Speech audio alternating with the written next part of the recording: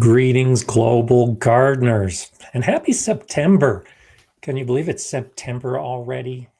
I'm beginning to wonder what's happening to this season. It's suddenly drawing to a close, it seems. What about August? Does anyone else feel like August just kind of showed up without telling anybody and then left in the middle of the night without even giving us a nice goodbye?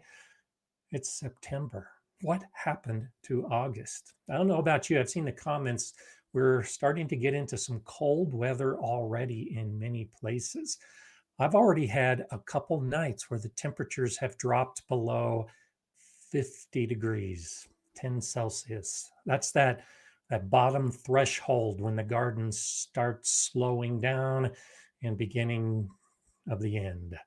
But today, we're going to talk about how you can lengthen the season, both on the front side and the back side. And I think September is an ideal month for all of us, pretty much gardeners around the world, to think about how we can get a longer gardening season.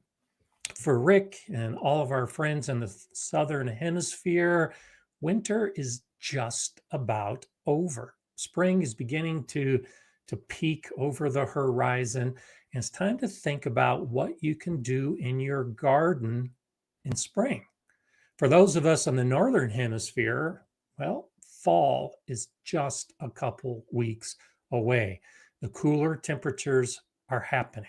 It doesn't mean that your summer garden needs to end right away.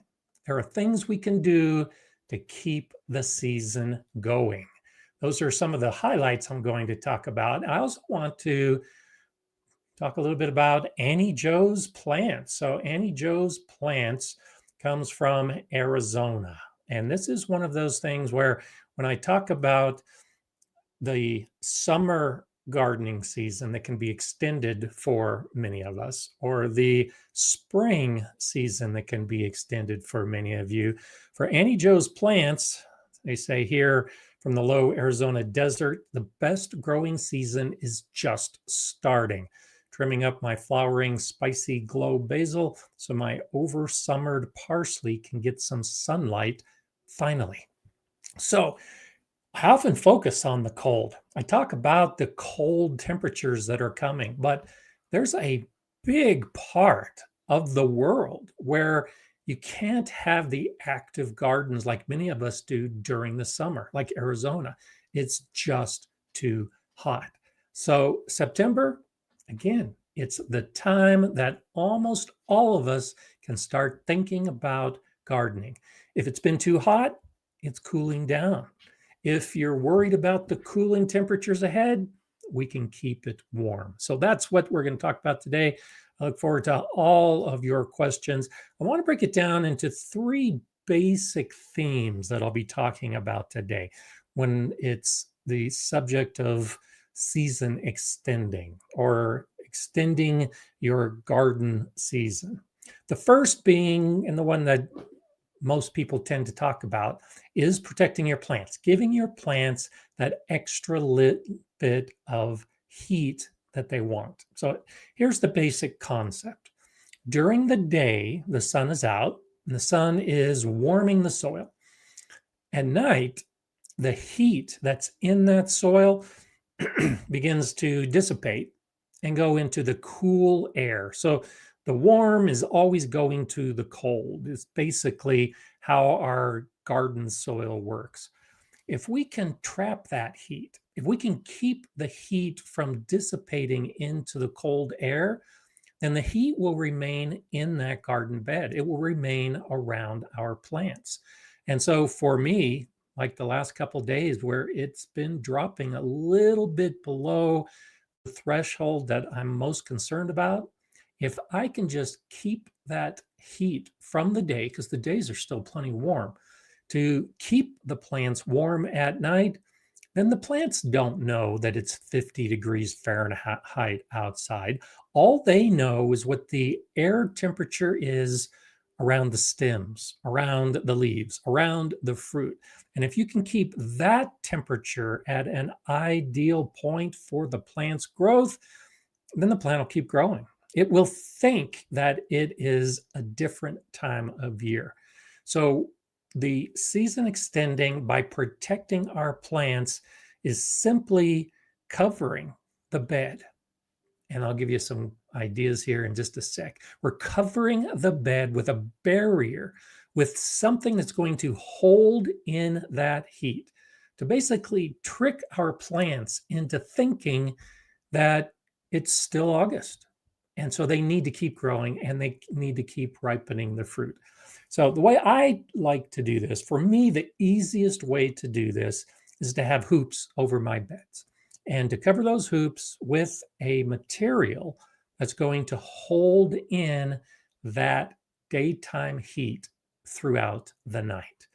Depending on how much heat you want to retain, it will make a difference as to which material you should use. So one of the easiest things that we use in the springtime to help our plants that are just starting out is to use a row cover fabric. So you could have a floating row cover. Basically, you just take a long strip of this woven row cover fabric and you lay it over your plants. You lay it over the whole bed. And that holds in that heat that is radiating from the soil at night. Now, something like a row cover fabric isn't particularly efficient, but it works. It holds in generally about 2 to 3, maybe 4 degrees Fahrenheit of extra heat. And that's about 2.5 degrees Celsius. So for me, using this week as an example, my nighttime temperatures have hit 48 degrees Fahrenheit. That's about 9 degrees Celsius. That's just a little bit too cold. So if I cover my plants with a light fabric, like a row cover material, and I gain an extra couple degrees, well, then my plants are above that threshold that I consider the minimum. If you want to retain a little bit more heat, you move to something like plastic, some polyethylene, something that will cover the beds and is more effective at holding in the heat. If you do that, you can easily get 3 to 5 degrees Fahrenheit of extra protection. That's closer to 3 degrees centigrade. The idea being that during the day, you have the hoops over your beds, you have the plastic over your hoops, and you let it heat up. It's tough when we're transitioning from summer into autumn because the days can be pretty hot. So when you're going to cover your plants at night, it's easy if you just keep them covered during the day, but you can't keep them covered during the day because you're going to be adding that extra heat and you're actually generating a greenhouse effect during the day where the sun comes in and heats the soil and then that heat can't escape. So you do have to have the ends open, the ends where the hoops are holding the material in place, or you roll up the material. But either way, during the day, you really don't want your beds covered. You want the sun to just heat up the soil like it normally would. At the end of the day, before the sun sets, that's when you drop the plastic. That's when you put the row cover over your plants. That's when you get just a few degrees of extra protection. And then the morning comes, you roll up that material again, you open up the ends of your hoop, and you let the process repeat day after day. And this can actually be quite effective because not only are you able to retain that heat at night, so the plants think that they're growing in a warmer environment, you're creating a warm microclimate. But because the soil isn't losing as much heat at night, it's able to actually absorb a little bit more heat during the day. So it stays warm and it can actually stay a little bit warmer. So when you cover your beds, the soil might actually be at a warmer temperature than it was if you hadn't started this process of trying to extend your season with the warming. Now, when we cover our beds, when we're talking about getting that heat in the soil, it's important to understand just what's happening within the soil. So I could talk about thermodynamics all day long. The basic idea is that water is very efficient at absorbing and retaining heat. It's so efficient at retaining heat that it is slow to release that heat. So if your soil is moist, you're now using the benefit of a thermal battery of water to help retain the heat within the soil. So if you are of the habit where you water during the morning because the soil dries out overnight, you might want to transition to watering in late afternoon or early evening before the sun goes down, so that the moist soil is what's holding that heat going into the night. You're covering a moist soil that is holding the heat. And that is incredibly effective when it comes to creating that warm microclimate to keep your plants happy, to keep your plants alive. Matt Frayne is saying, I know from bitter experience that planting out when the soil is too cold can stunt plants even if the air is warm.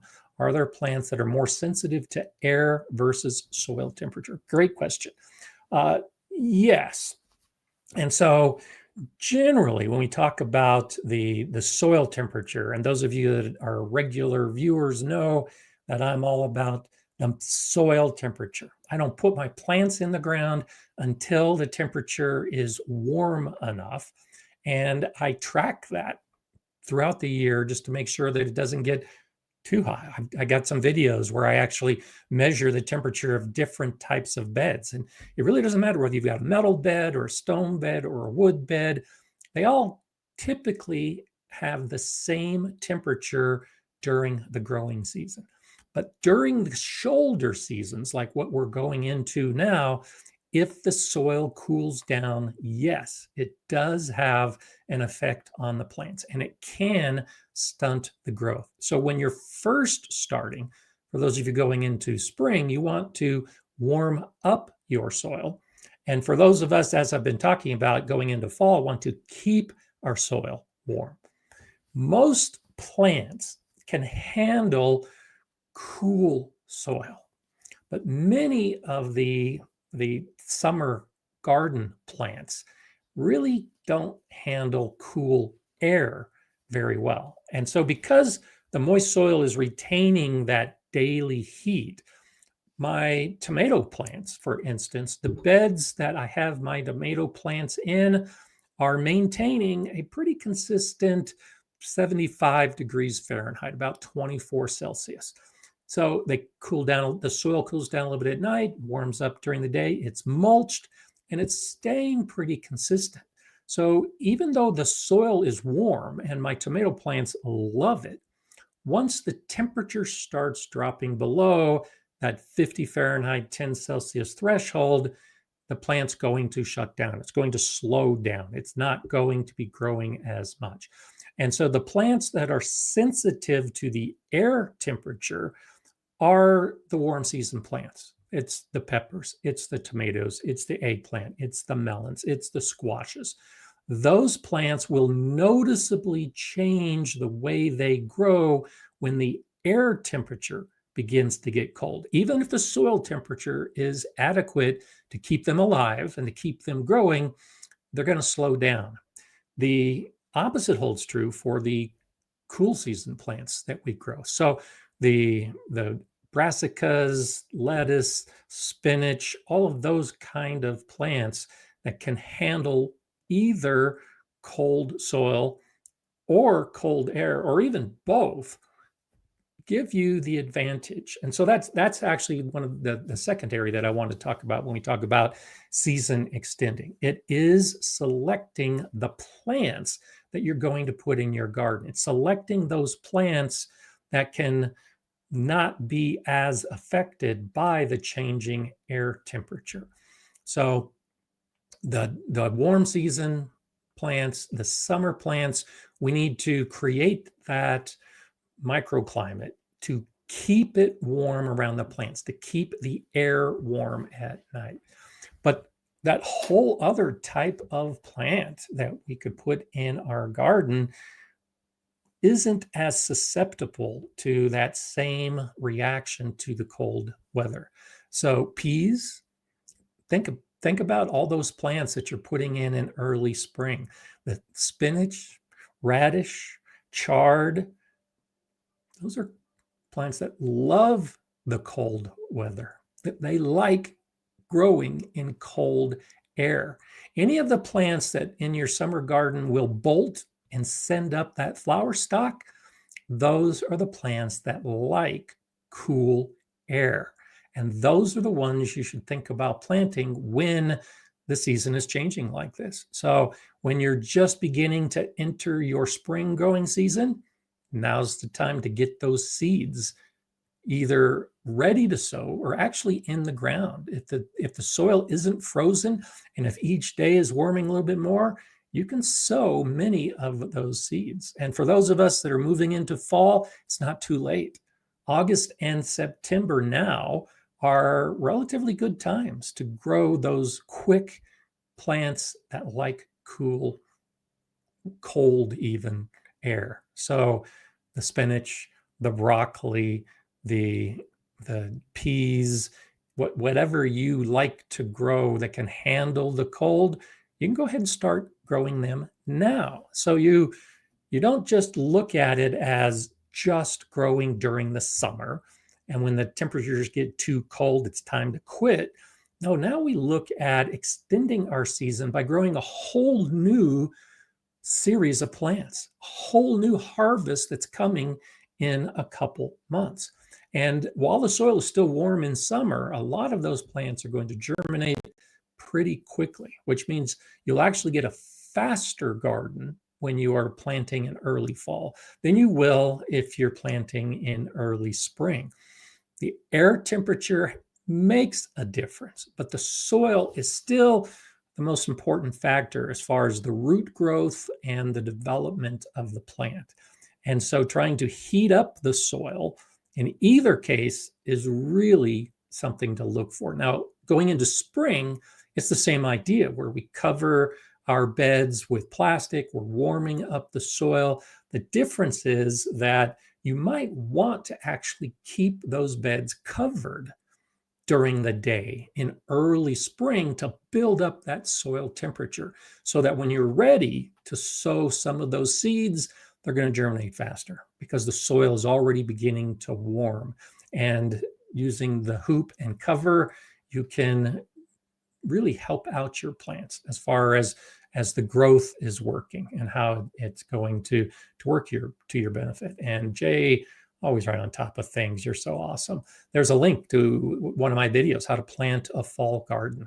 And so for many of us, it's not too late. Now, my average first frost date is within the next 6 weeks. If I'm lucky, I can make it to the middle of October before I get my first frost. That's okay. Spinach can handle frost. Chard can handle frost. Peas can handle frost. A lot of lettuces can handle frost. Cabbages can handle frost. Broccoli can handle frost. There's a lot of plants that I don't necessarily need to cover just because a frost is coming. Now, if I've got young seedlings in that whole category and a frost threatens, then yes, it makes complete sense. If I've got the hoop in place and I've got the plastic already sized, ready to go, then yeah, let's keep the frost off those plants. Let's go ahead and give them a little bit of encouragement, a little extra warmth. For those plants that don't like cold air temperatures, then we definitely want to cover them as that first frost approaches. Now, I've got crazy weather here in Colorado. I talk about it all the time. But one of the most interesting aspects of my winter or my weather pattern going into winter is that first frost. And so I've been keeping track of this now for more than 25 years that I've lived here in Colorado. And it's pretty much the same every single year. The end of September, beginning of October, that first frost is going to hit. It's going to drop below freezing, and my summer plants are going to be toasted by the freezing conditions. They're going to be done. But then it's going to warm up again. It happens every year. I have one, maybe two, but usually just one night where the temperatures get below freezing. And then it warms up for 2 or 3 weeks after that, and it doesn't drop below freezing again. So if I can just protect my plants for that one night, I get a whole nother 3 weeks. And that's the aim of what I typically focus on with my season extending, for keeping those sensitive plants warm. That's what I did last year. I talked a little bit about it in some live streams last year. I've shown it in videos before, but my peppers in particular, that's what I did. I had all of my wonderful Hungarian peppers that I was growing to make my own paprika powder, and most of them were ripe, but a few weren't. And that first frost was threatening right at the very end of September. I wanted those peppers to continue to ripen. I wanted to get as many peppers as possible so that I could make as much paprika as possible. And that's all I had to do. It was actually 2 nights last year, but 2 nights I covered those peppers with hoops and plastic. They didn't even notice the difference. It got cool. They were slowing down their growth, but it didn't kill them. They stayed alive, and I was able to continue the growing season for about 3 weeks to get a full harvest.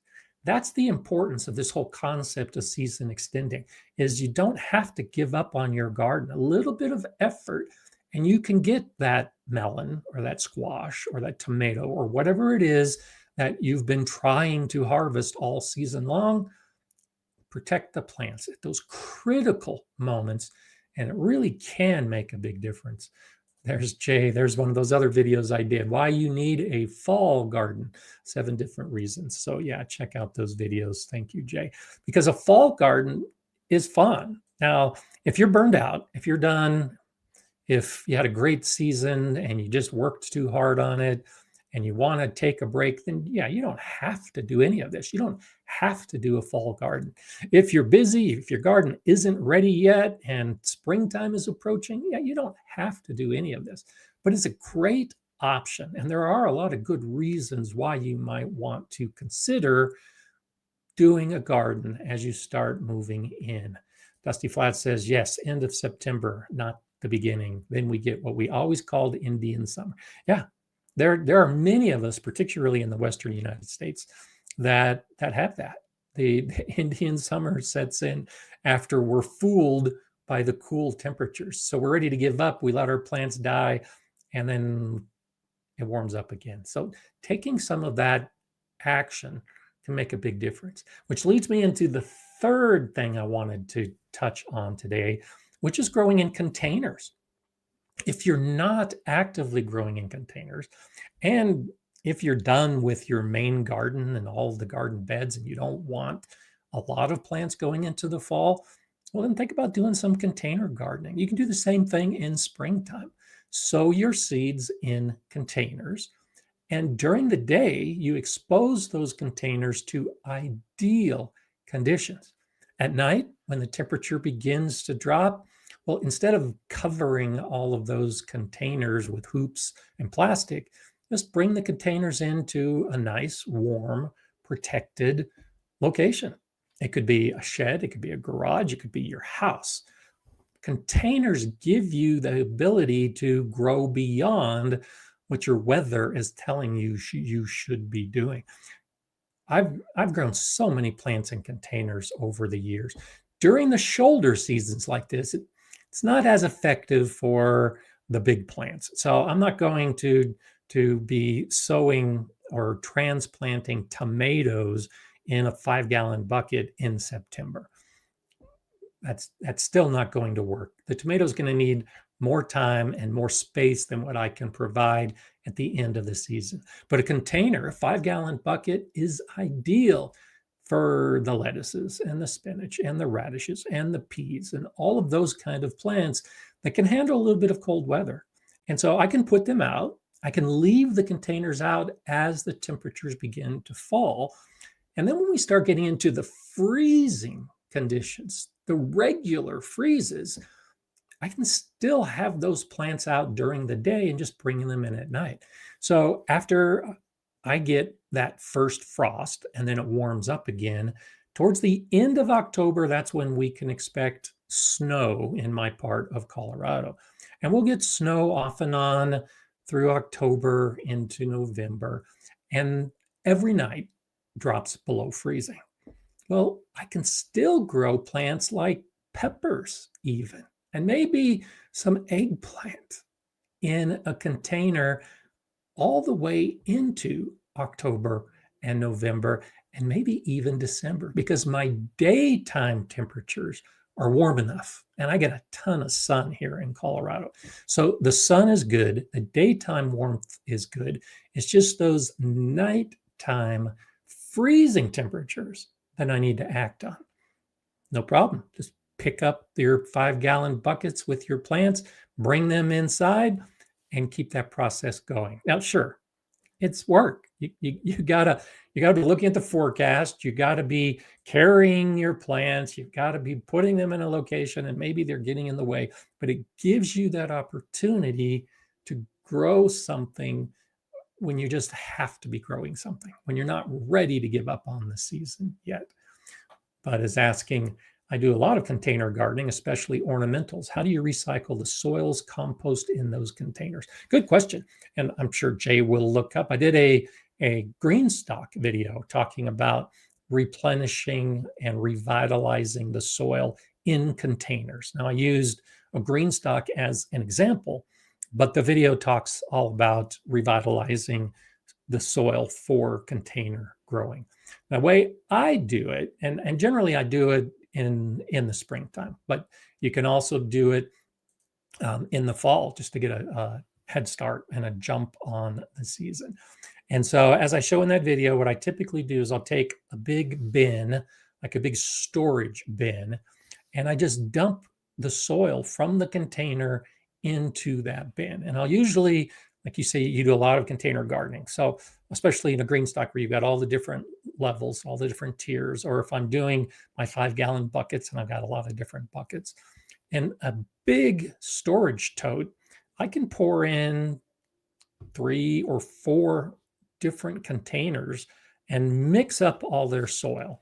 And then to that, I add more soil. In this case, it's not technically soil because it's a soilless mix for the most part that I'm using in my containers. So it's peat moss, it's compost, it's worm castings, it's slow release organic fertilizers. That's generally what I'm revitalizing the soil with. So once I have the old soil in a container, I basically just put new nutrients. The new compost will provide new nutrients. In containers, fertilizer does become more important. So putting the slow release organic fertilizers is new nutrients. A lot of the organic material is already broken down. You'll notice your container levels drop over the course of the season. That's because the organic matter is decomposing. It's breaking down. So there are some nutrients from that decomposed or decomposing organic matter. Now it's time to just replenish that organic matter. I use peat moss. You can also use coco coir. The idea is to help build the structure of that soilless mix and put in something that will retain water, like coir and peat moss will do. And essentially, you're just creating a new potting soil blend. And I've got a bunch of videos on how I make my different potting mixes. That's essentially all I'm doing. But I'm using some of the old soil as part of the mix. So it's basically just mixing old with new, and then pumping it up a little bit with some of the fertilizer so that the plants have enough nutrition. It's as simple as that. Depending on what kind of plants you're growing, like ornamentals, for instance, you might want the extra drainage. And so because I'm adding more organic material, I also want to add some of the inorganic materials that are going to aid in drainage. So I'll use either perlite or vermiculite to help with the drainage. And a lot of it depends on what I'm growing and how much drainage that plant really requires. But it's as simple as that. It's basically just using the same ingredients that I would use when starting a container and just mixing it all together, reusing all that old material to make it happen. So Shandy's Garden is saying, Gardner Scott, to clarify, we say soilless mix when we aren't using any native soil and native critters and all the nutrients that are in the dirt below us, correct? That's the big difference. Yes, that is the big difference. So soil, and I talked about this in my book. In fact, I talk a lot about it in Gardner Scott's Guide to Raised Bed Gardening, because soil is so important in our garden, particularly in raised beds. When we talk about soil, and when you look at the pie chart of what soil is, a good chunk of it, 45% of it, is the mineral component.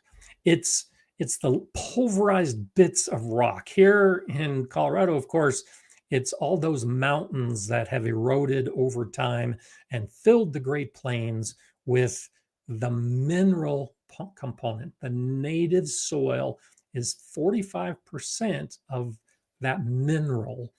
The rock, the sand, the clay, all of that is inorganic. It's not going to break down. It's going to stay in its place for many, many years, centuries, eons to come. We put organic matter in as a component of the soil we grow in the garden. So 45% of it is the mineral component. 5% of it is the organic component. It's the compost. It's the grass clippings. It's the decomposing plants that just fell on the surface like mulch and are breaking down in the soil. That's only 5%. Most of our native soil is that mineral base that you're asking about. And so when we are growing in containers, the container now ends up being maybe 90% organic matter. And the inorganic material is 10% of perlite or vermiculite. All the rest is organic. So it is a soilless mix because it doesn't have that same mineral component that our native soil has. That's the key difference. And that's why when we revitalize, or we take the old mix, potting mix, container mix, and reuse it, we have to add more of the organic material to get all those nutrients. You can, and that's one reason why I recommend doing it in fall. You can develop a good soil life within a soilless mix. And so that organic slow release fertilizer, it's going to need microbes to break down and release those nutrients to your plants. Although the organic matter you're adding, it's going to need microbes to break down that organic matter to make the nutrients available to the plant. When you buy a bag of potting mix, chances are it's sterile. Chances are you don't have any life in it.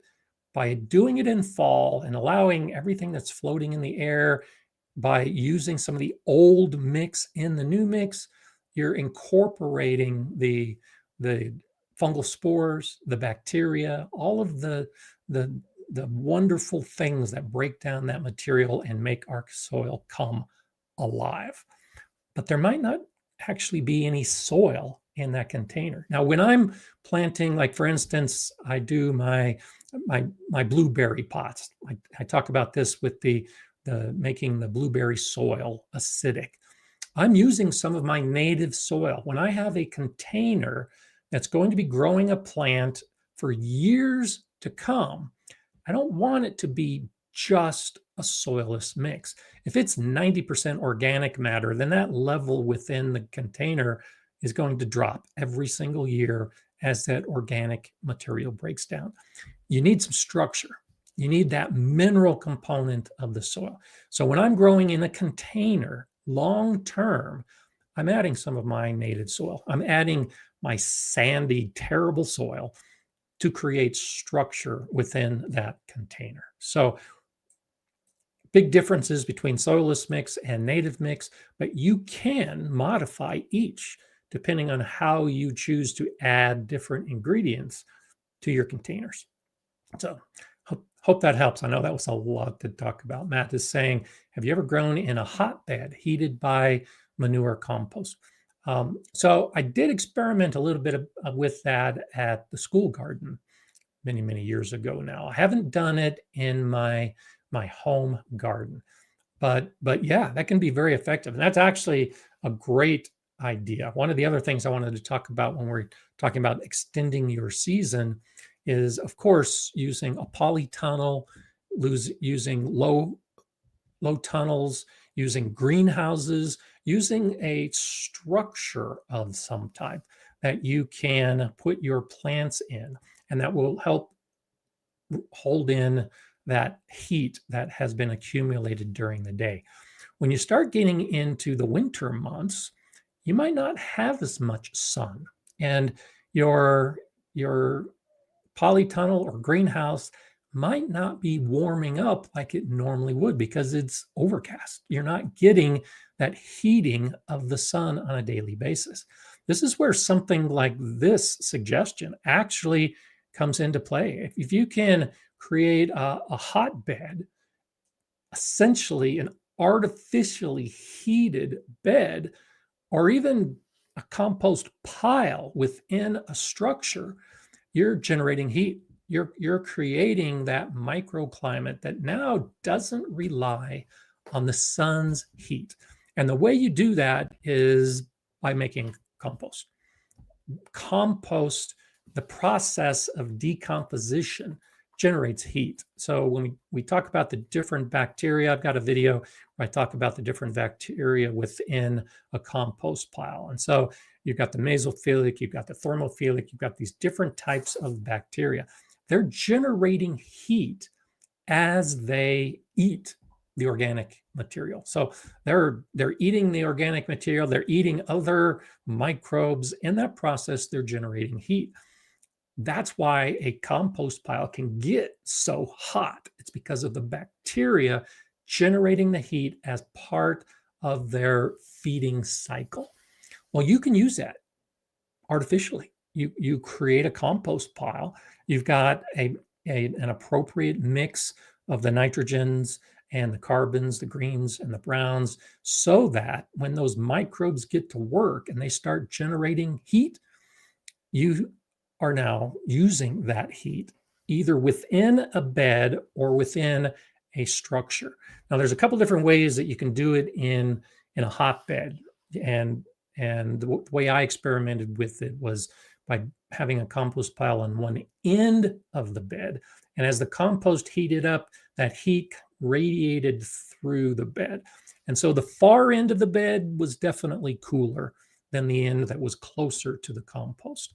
That's one option. You can also, if you really want to get creative, and if you want to stretch your engineering abilities, you can actually create a compost that's essentially underneath the bed. And so as it's decomposing, it's heating everything above it. It's a little more challenging because that doesn't tend to heat as efficiently, but that's a possibility when you have a hotbed. It's just using the decomposing material and the heat that is generated to keep your soil warm. So now I haven't done a lot of that. Of course, I've looked into it and, like I said, experiment a little bit.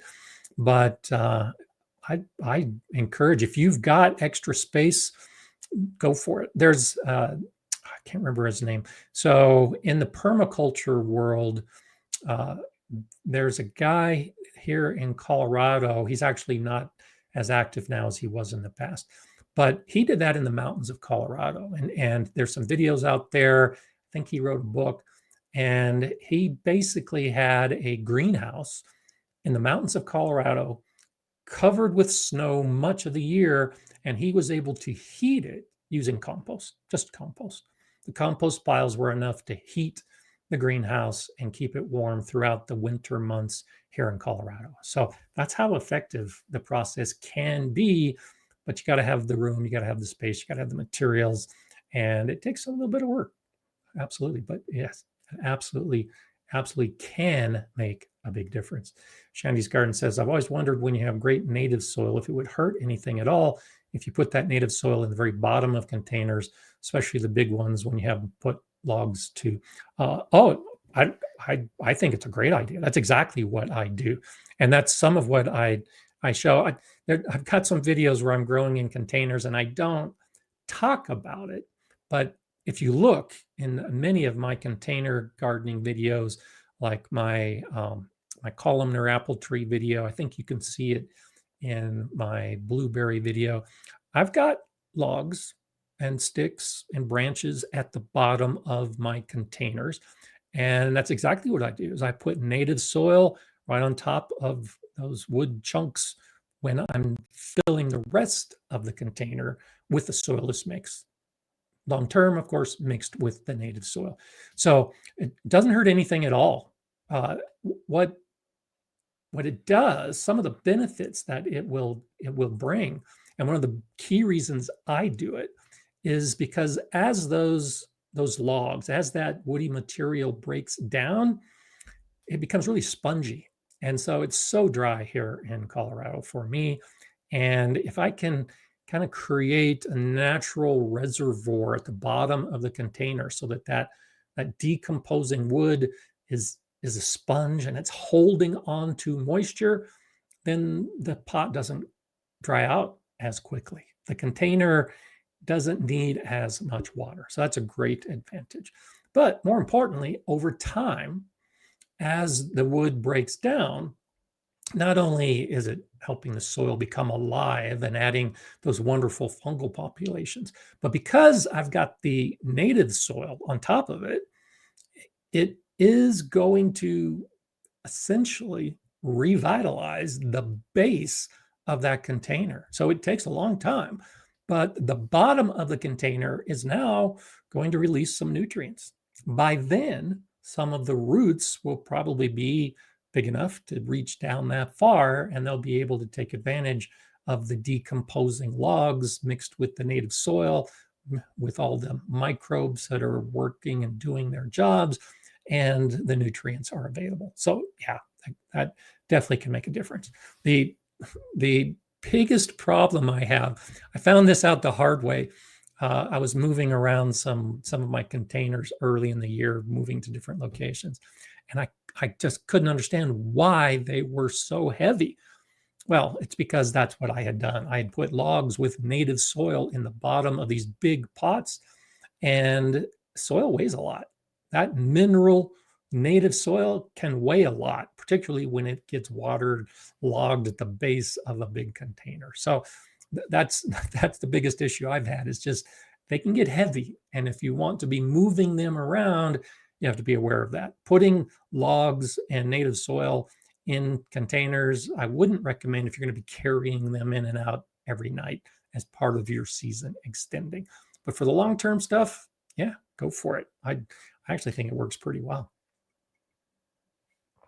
So Masabi Gal is asking, how long does it take to get a puppy trained to pretty well behave in a garden? My 4-month-old border terrier needs constant monitoring. So I did a video a few years ago, actually a number of years ago now, when I first moved here and Mala was new to the garden. And so I talk about how you can train your pets to act appropriately in your garden. And I show what I did with Mala and how I trained her. And Mala has always been pretty well behaved. And so after I made that video, because she was still pretty young, she was new to my garden, I would say there were a couple times that I had an issue. And really the only issues I had is because Mala is a mouser. I've talked about this before. She's always hunting mice and rabbits and gophers. And I had a gopher problem in my garden, and she would dig the beds, not because she was mischievous, but because there was a gopher underneath, or a gopher tunnel underneath, and she was going after the gopher. Once the gopher problem essentially disappeared, at least in my main garden area, Mala never disturbed another bed again. So it wasn't an issue. So the reason that they disturb the garden is important to recognize, because you might be able to do something to work with that. If they're going after those rabbits and those gophers, you might need to keep them out of the garden. You might need to do something to keep the gophers and the rabbits out of the garden.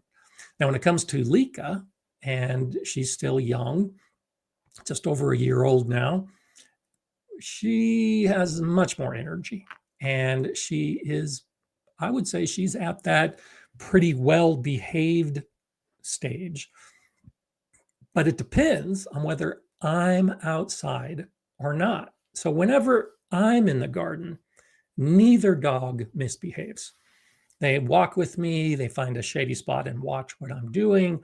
I have absolutely no issues with the dogs in my garden when I'm with them, because I've taught them, I've trained them to stay out of the beds and to stay on the path and to follow me. Where I have issues with Lika is at night. I let them roam free. They're going after the rabbits and the gophers, and they're keeping the deer out of the garden. And so they spend a lot of time outside. Lika loves being outside. Well, she gets a little bit bored. She's outside. I've caught her at night lying in the beds, in my raised beds.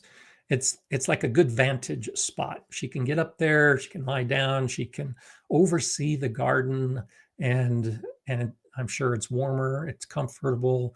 She likes that. I do have some issues with that. So I have to keep my eye on her, occasionally correct her. It doesn't happen very often, but it's occasional. And then there are some other times when she gets bored and she'll dig in a bed. It happens. She's young. So to answer your question, how long does it take? To what degree would you consider a well-behaved or a pretty well-behaved dog? I think my dogs are very well-behaved. And I'm not that concerned that once every 3 months, there's a hole dug in a bed that shouldn't have been dug. Or I can't even think the last time it happened, but once every month, maybe once every other month, the dog gets in the bed at night when I'm not there. If I didn't let them roam free, I would have none of those issues. It's purely because I let them roam free. So how you allow your dogs to access your garden can make a big difference. But the basic answer, just a few months with me in the garden, and they learned everything they needed to know, and it hasn't been an issue at all. So that's one of the kind of things that that you kind of have to set your own parameters of what you're looking for, and then also try to identify what's causing the misbehavior and see if maybe that is something that you can step into. So Urban Gardener, hello to you. Great to catch the live today. I hope all your gardens are growing well. Thank you, Enoch. Appreciate that. Yeah, today is Labor Day here in the United States. It's a holiday. There's a lot of people who don't have to go to work. So I know that some of you are on today probably because of Labor Day, and it's always good to see everyone that we can have. I'll be on Enoch's live stream here in just a couple weeks. It's hard to believe it's a whole new month that we're coming into, but it's crazy, just absolutely crazy.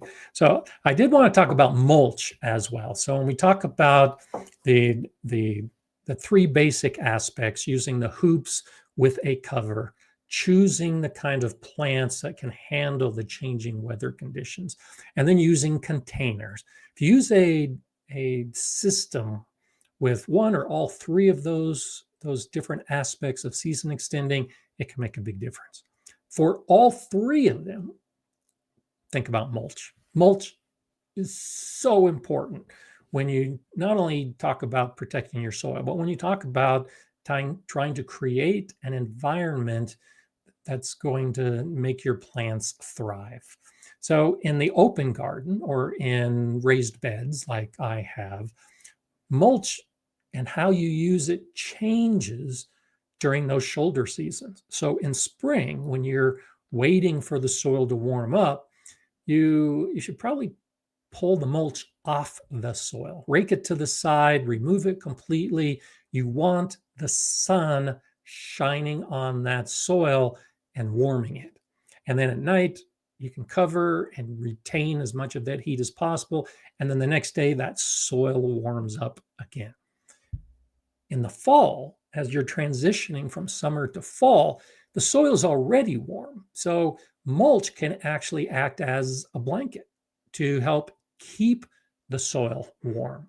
It's not going to lose as much heat into the night if the soil has a good mulch on it. So those of us that are thinking about that fall garden or trying to keep our plants growing up to that first frost point, by mulching the soil and adding hoops and cover, we're able to really create a moderate temperature that doesn't have a lot of highs, doesn't have a lot of lows. During the day, that soil is going to heat up, but it's not going to heat up excessively because there's mulch on it. At night, it's going to lose some of that heat, but it's not going to lose an excessive amount of heat because there's mulch on it. So the mulch can make a huge difference. When we talk about container gardening, remember the soil in our containers should be moist because that's what retains heat the best. One of the best ways to avoid your soil drying out is mulching it. So I have mulch in all of my containers in addition to all of my garden beds because, at least in this dry environment, the mulch helps moderate not just the temperature, but also the soil moisture. When the soil moisture is consistent, then the temperature begins to stay more consistent. So you can see how it's not a single answer. Whenever I'm asked the question about what can I do to grow my plants longer, it's not a single answer. There's a lot of different components that you can act on to really make your season last longer. And yeah, Wickesher Project is saying mulch is king.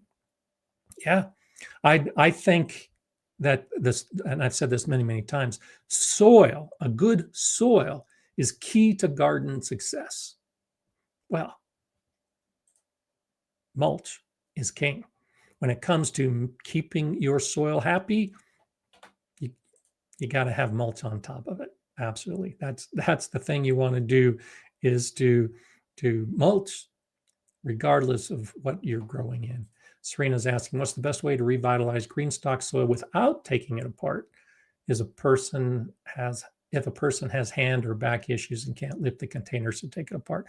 So I talked a little bit about this at earlier this year. I did a video about growing strawberries in a green stock, and I talk about how you can revitalize the soil for a plant like strawberries that you're not going to remove, or like in this case, a green stock that is stacked and you don't want to, can't, or you're not able to take the stack apart to revitalize the soil. And it's essentially the same as I was talking about before. Instead of taking the old potting mix and mixing it with new ingredients, you just take those new ingredients, basically a new potting mix, and put it on top of the old. So in a green stock in particular, this holds true with all containers, the soil will settle in time, partly from compaction, but mainly because that organic matter is decomposing. It's losing its volume, and so the soil is dropping. You need to add more. And that's what I do in my green stocks. When the ones that either I'm not taking apart for some reason, usually because they're growing something else, or because maybe I've got some green stocks that I actually didn't grow in this year because I just got too busy. But they've decomposed, the soil level has fallen. I'm just adding new potting mix, new soilless mix to those containers, to those green stalks. And that's the easiest way to do it. So it doesn't need to take extra strength and effort. Just make sure the new stuff that you put on top of the old has the nutrients. It's got the compost. It's got the fertilizer. It's got the drainage component if it needs it. And then you bring the level up to the top of the pot or a couple inches away, whatever level of the container you're looking for. And then when you're ready to put plants in, the soil's all ready to go. And I still do that in the fall. I prefer to do it in the fall, is to go ahead and fill up all my containers, get them ready to go for spring, so that when springtime comes, all I got to do is just put the seeds in or transplant, and it's all ready to go. Of course, like all of us, there are beds that are going to need extra mending in spring. There always seems to be that job. But if I can get most of it done in fall, it just makes the spring growing so much easier. And if you don't do it in the fall, then do it in the spring. But adding new nutrient-rich material is the key to keep your garden growing and to keep those containers and your plants happy. Wickershire Project says also mulching is cheating when gardening. Moisture retention and heat buffer. I'm using hand-crushed old 2-year-old straw crumbled in the grow pots. We dry like crazy. It's helping. There you go. Yeah, absolutely.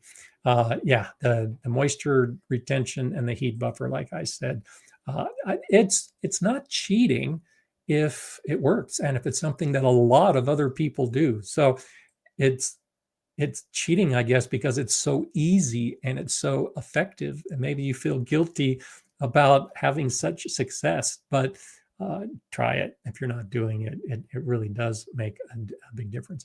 And I like using old straw as well. I like, in fact, I've got a bag right now with old straw, old grass clippings, and old crushed up leaves. And that's the first thing I'm going to mulch with next year, because it's all ready to go.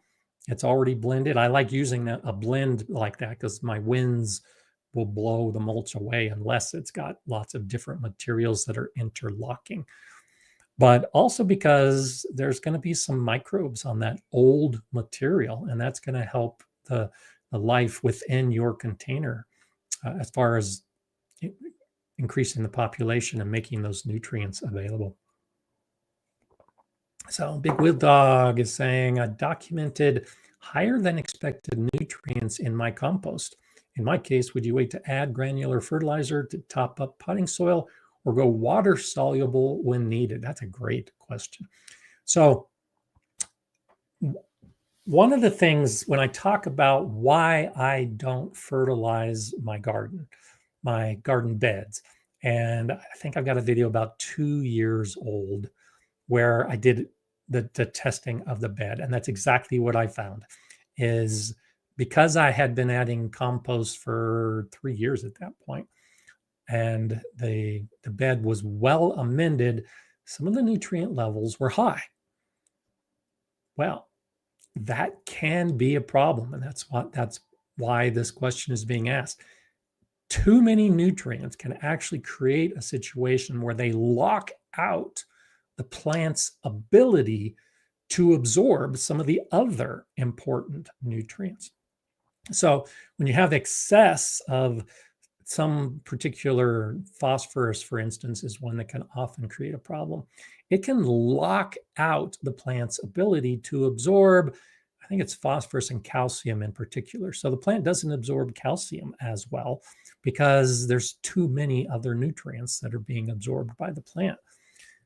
The way to avoid that is to first do a test. Good on you for actually knowing what the nutrients are. Don't add more fertilizer. When you reach that point, when the bed or the container has enough nutrients for the plant, don't add more. And so, yeah, in that case, if you've documented it, if you know it, I would not add granular fertilizer. Because I don't fertilize a lot, And because I generally in my green stocks only fertilize the mix the one time that I'm putting it into the container, I expect that it's going to be depleted, and it's always depleted. The nitrogen is always depleted, of course. A solution is to do exactly as you suggest. Pay attention to the plants, see what they're doing, start doing some water-soluble fertilizer during the growing season. You may not need a lot because particularly in a situation where you've got higher than expected nutrients, you probably don't even want to be using a water-soluble fertilizer very often. Like I say, that's kind of the mode I'm in, where I will occasionally add a water-soluble fertilizer that has some nitrogen in it because I know the nitrogen is constantly being depleted. Every time you are watering, the nitrogen is going to end up leaching out. So adding some nitrogen in containers can be useful during the growing season. So take that approach. Just be careful how much of the water soluble mix you're using. And then this is where tracking is so important. So I'm so glad that you're taking this approach, because if you test on a regular basis, if you get a good feel for what's happening with your revitalizing of the soil, with your amending, you can maybe begin to identify the pattern. So instead of revitalizing the mix every year, you do it every other year. Instead of adding compost every year, maybe you add compost every third year. I mean, it varies by garden and by container and by the plants you're growing. But yeah, it's okay to modify the basic process and add the nutrients or add the organic matter as appropriate, so that you don't get into that excessive nutrient point. And it really can make a difference. It doesn't happen often because most gardeners aren't amending as often as they should, I think. But for those who do regular amending, I've talked with a few, and that's what we've come up with in the analysis. Is suddenly one year nothing is growing right. The plants are just weak. They're yellowing faster than normal. The flowers aren't showing up. The fruit isn't developing. And when you start delving into it, what you find out is that's often at like the 6-year point of regular amending. And the soil is just too rich. It's got too many nutrients. It's locking out the balanced nutrient availability for the plants. So if you can begin to see those patterns, I'm in one of those patterns right now. So I've got a bed, and this is the one I showed in the video last year. I think it was 2 years ago. I forget. I didn't amend the next year. And this year will be the first year that I'm amending that bed in at least 2 years, because it just got too rich and I needed to give it a break. I need the soil to rest without me adding any more nutrients to it. I've got a couple of beds like that. There's 2 other beds that I'm not amending this year for the same reason.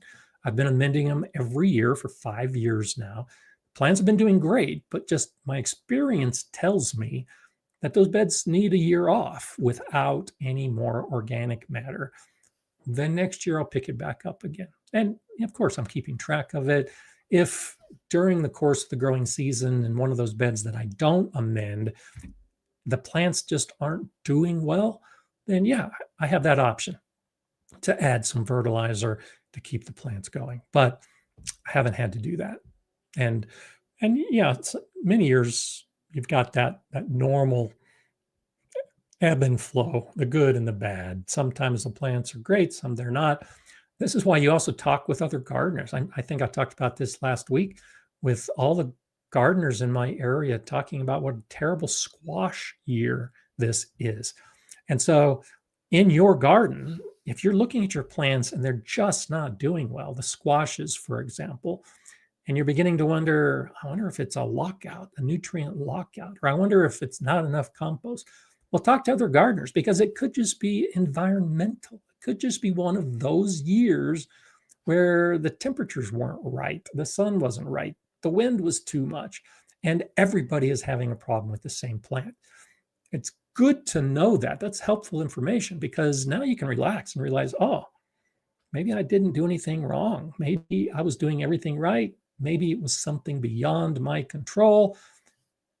And you can just go about your normal patterns within the garden. So those are some of my thoughts when it comes to how you approach your nutrients. It's okay to fertilize when it's appropriate. Just be careful about that over fertilizing or the over amending of the organic material. Okay, I can't believe how the time flies. It's already been an hour. I could talk about this stuff all day long. Matt is saying, Gardner Scott had a similar test result in my soil, but also had a high CEC. Does that moderate the effect of high nutrient levels? Nice that I don't need to amend often. And so there are so many factors that could play a role in what we do. So let me make sure I get this right. And so the idea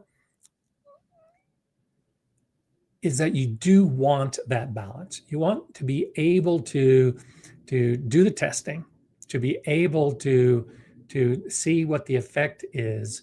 And yes, you have to look at everything. So when we look at how much mineral component we have versus the organic matter, when we look at the pH of our soils, when we look at the moisture levels of our soil, when we look at the ionization levels within the minerals in our soil, I mean, you can really go down a rabbit hole and try to figure out what is causing which things to happen. The moderation of the high nutrient levels can be affected. I'm hesitant to say this, because when you have some of these nutrients, these specific nutrients that are in excess, when everything else in the soil is right and good, and in some cases even better than good, that might not be enough to moderate some of the specific excessive nutrients. So it's not an easy answer, but overall, yes, having the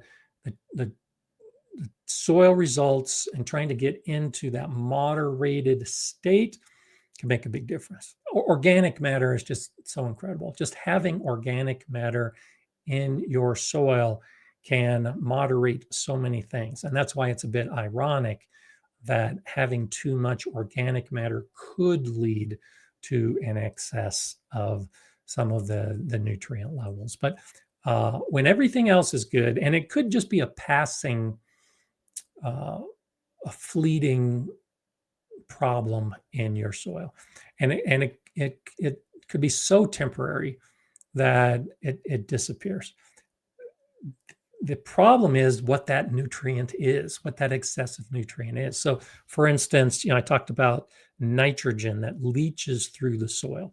So nitrogen moves through the soil. It doesn't stay put, but that's not the same when we start talking about phosphorus and potassium.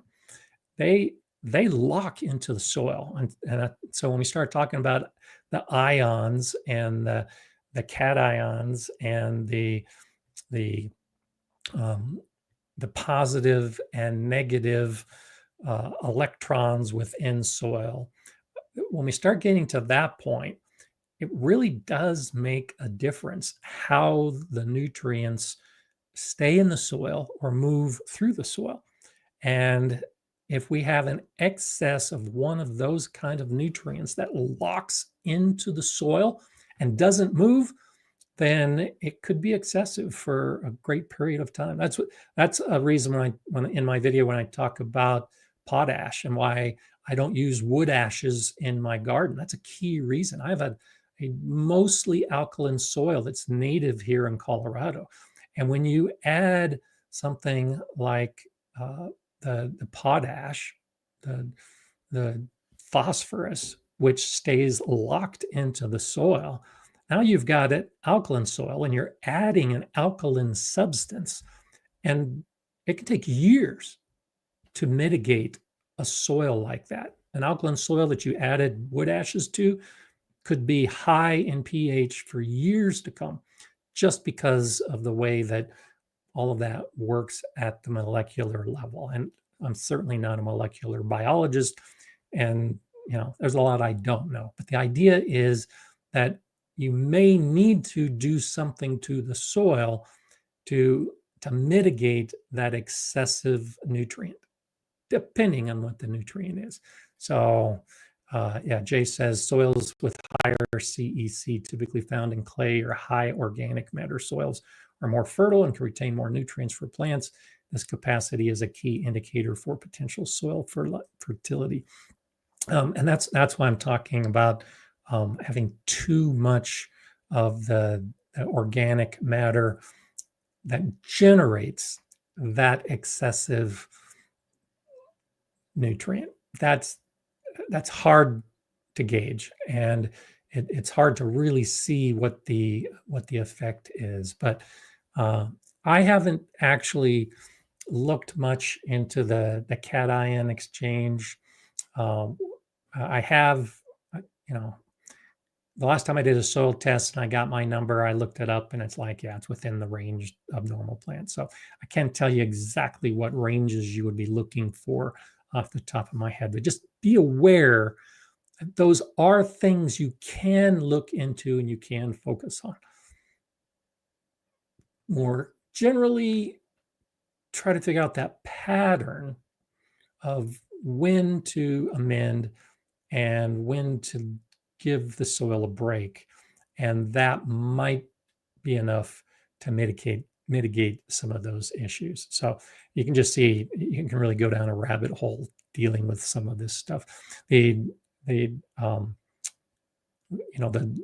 teaming with microbes and the teaming with fungi, that's where I've learned a lot of this stuff. Those books where they talk about how the life within the soil affects all of this. And so you can generate the positive charge and the negative charge, and you can affect how the nutrients are being used just because of the type of life you have within your soil. I mean, it's just mind-blowing how this works at the microscopic level. But we'll save that more in-depth discussion for another day. Just be aware that you can learn about it to that degree if you really want to. Nikki's asking, I'm in zone 5B, New York, and was wondering if I can plant lettuce and radish seeds in with my container peppers and container dwarf tomatoes. So first off, doesn't matter your zone. So forget that you're in zone 5B. You can grow your plants based on what your weather is, what your climate is, what your expected frost dates are. That has nothing to do with the zone that you're in. And so when you're looking for this idea of season extending and you're growing in a container, the key thing to be aware of, like I talked about earlier, is that first frost date, because that's what's going to be most deadly for your peppers and tomatoes. And so there's a couple strategies I use when I see that date approaching. And so the simple answer to your question is yes, absolutely. Can you plant lettuce and radish seeds within your containers of peppers and tomatoes? Absolutely. Yes, you can definitely do that. But like I talked about last week, let's move it to another level. What is it you are really asking? If you want to grow your peppers and tomatoes for another 2 months, and so you want to grow something like lettuces and radishes because there's extra space in that container, and you're going to be harvesting the lettuce and the radishes while the tomatoes and the peppers are still alive, Sure, absolutely. Just be aware that you don't want too much lettuce or too many radishes that are going to interfere with the root growth of your peppers or your tomatoes. So you can absolutely grow while those other plants are still alive. But if you're asking because you're expecting the first frost is coming and it's going to kill the tomatoes and the peppers, then the answer is the same. Absolutely.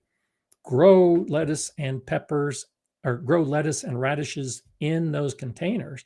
Now, when the cold comes, assuming you didn't bring the containers in, and the peppers and the tomatoes are killed off, you've still got plants growing because the lettuce and the radishes can handle the cold weather. So it depends on why you want to do it, but sure, you can do it.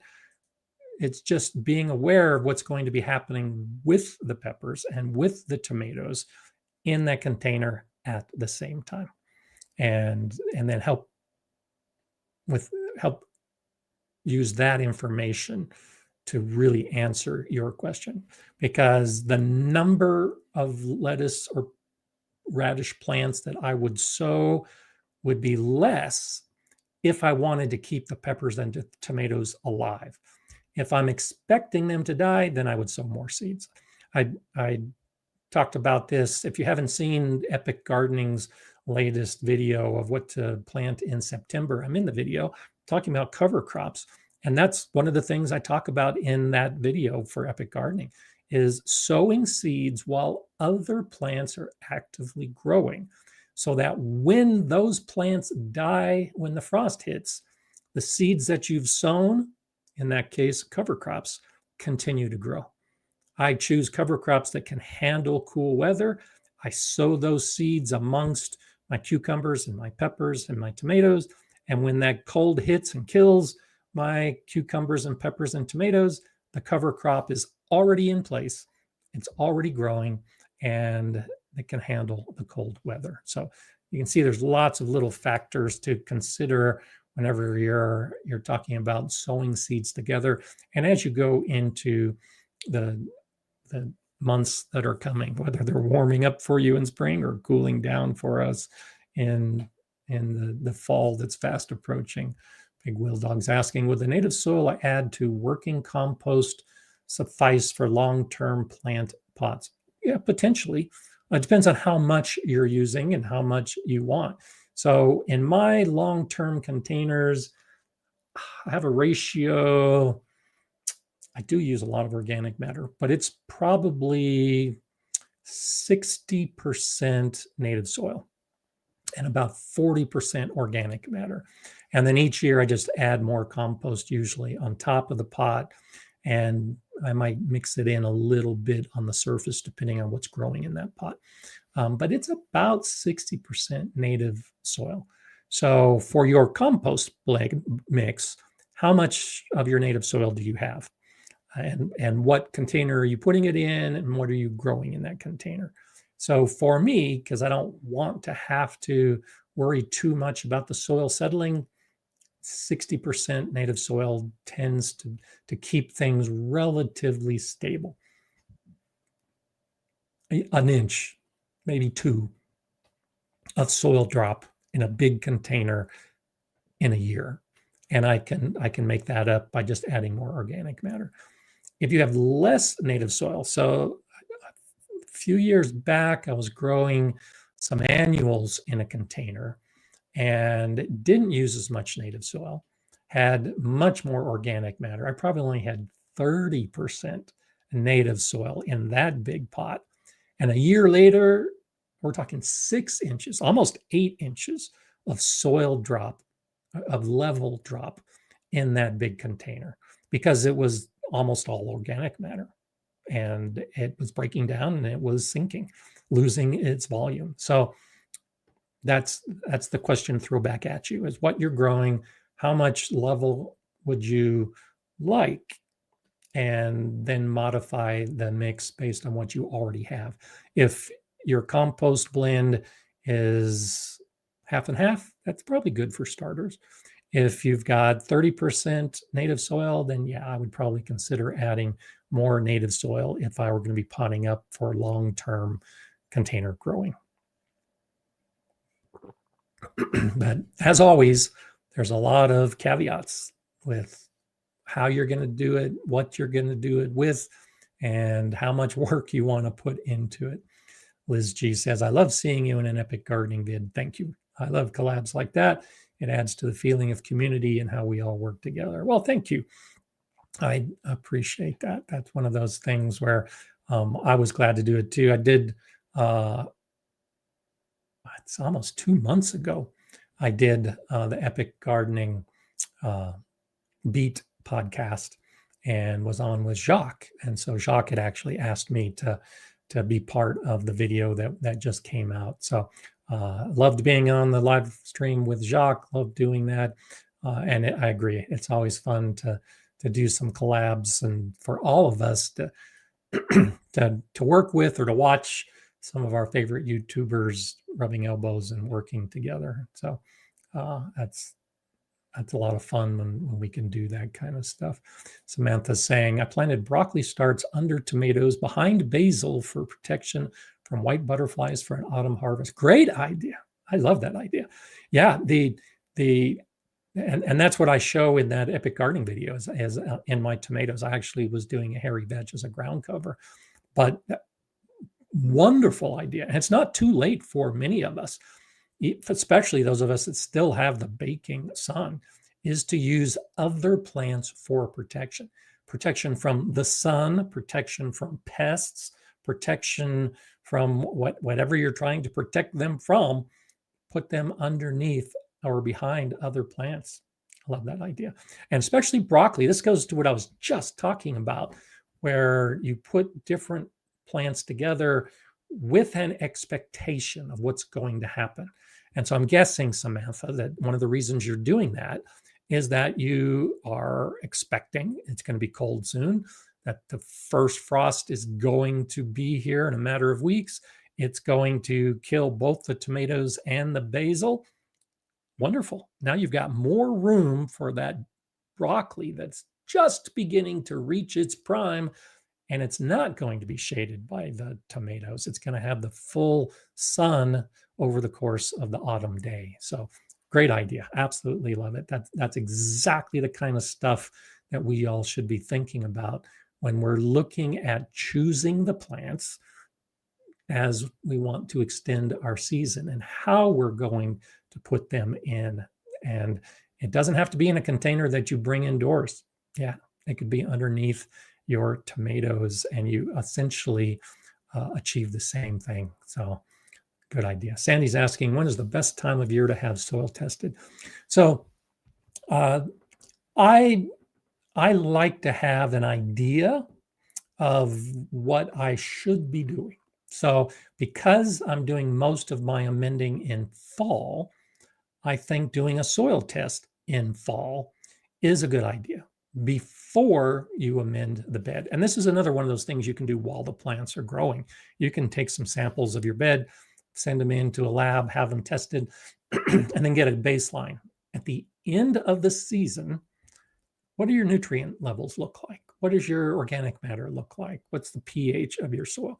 Now, as you get to the autumn time, and we'll talk about this in the weeks ahead, those tasks we have to do when the garden is finally done, and one of those is amending. Well, now you've got the baseline. You know what your soil is deficient in, and you can use that in determining whether you need to amend or not. So if at the end of your growing season, you do a soil test and everything looks good, the numbers are great, then you don't need to amend that fall. And that's why I say I've got a couple beds that I don't need to amend because everything is good.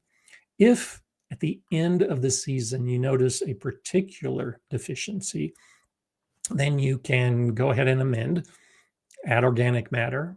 In most cases, that's going to improve that deficiency. And then you're ready to go in the spring. If it's just a single factor, like for instance, the bed is wonderful.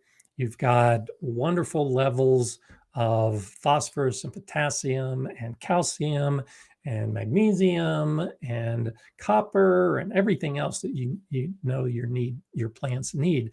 If all of the levels are good, except for nitrogen, then that's another one of those things that you probably really don't need to amend very much. Just be aware that in spring, when you're planting, it could be as easy as just using a nitrogen-rich fertilizer over the course of that growing season. So how much work you want to put into your amending can influence what you do based on what a soil test will tell you. If you don't do it in fall, then absolutely do it in spring for the same reasons. Before you get your plants in the ground, you have a baseline.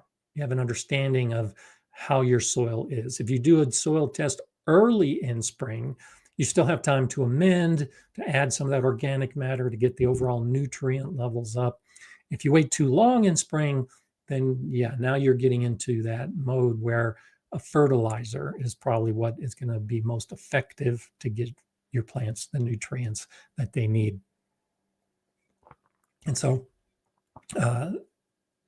either or. You could do it in summer. I don't think a soil test is as telling in summer because the plants are still growing and they're still going to be sucking nutrients out of the soil. But fall and then spring would be the order that I would do it on. And I think that would help. Urban Gardener says, thanks for a great discussion today. Oh, you're very welcome. I always learn something new. See you in a couple of weeks. Absolutely, Enoch. Always looking forward to it. Jay, you're just so fantastic. Jay, to support the channel, hit a like. If you haven't clicked like, go for it. Definitely share. I have a lot of people, it's probably no surprise. And some of you may fall into this category, but I have a lot of viewers who share. They have a gardening group, and part of what they do, one of them I know does it with their church, another does it with a gardening group. And that's what they do when they get together, is they watch videos and they share the ones that they've discovered with the others in the group. And so I know some of my viewers have shared that with me, that they regularly share my videos. So absolutely a great way to do it. Of course, you can donate with a super sticker, whatever you want to do. Subscribe, buy the book. Yeah, I think buying my book going into the holiday season is a great idea. And of course, you could become a member of the Gardener Scout community. Check out my Instagram. I'm doing more on Instagram now. Click on the affiliate links below. There's a lot of sales going on. Greenstock, as a matter of fact, has some new special colors. Actually, I should say re-released colors that are only available for a short time, that have just started with their sale that's going on right now as part of Labor Day. And a number of the links below, actually, check them out because they've got Labor Day sales going on. And then, of course, comment. Thank you, Jay. You're spot on. All of those things will benefit a channel. And yeah, by all means, do all of them. But even one of those things, even just clicking like, can make a big difference to me, to the presenter, to the creator, but also to YouTube and to others. You do that. When you're looking at a video, you often are probably looking to see how many subscribers, how many other videos they have. Numbers do make a difference to a lot of people. So I appreciate that. Serena says, if a person has 12 raised beds and the extension says to mix soil from them to test, how many beds do I mix soil per sample? Great question. So in my book, I talk about the soils that I've used in my beds. And what I've done, because I add more beds each year my soil is different in the new beds than it was in the old beds. And so some of my beds I amend more with compost. Other beds maybe have more crushed leaves. Other beds might have more worm castings. I mean, all of my beds are different because I fill them at different times. The older beds that have had regular amending have more nutrients than those brand new beds I'm filling for the first time. So when extension says, the master gardeners say to mix the soils to test, I don't like that answer. They're assuming that you built all of your beds, you filled all of your beds with the same soil. And so to test your soil, you take a portion from all of your beds, mix it together, and get a test. If that's the case, if you built all of your beds at the same time and you used the same soil and you've been growing the same plants in those beds, then take a blend from all of your beds, have it tested, and that will be a good indicator of how good your soil is. Absolutely. But that's not the reality, I think, for many of us. Many of us are amending some of our beds this year and some of our beds next year. Some of us are adding new beds. Some of us are dealing with beds that have been in place for years with regular amending. In that case, I recommend testing individual beds. So in that video I referenced that I did a couple years ago, where I tested the soil in that bed, I took multiple samples within a single bed.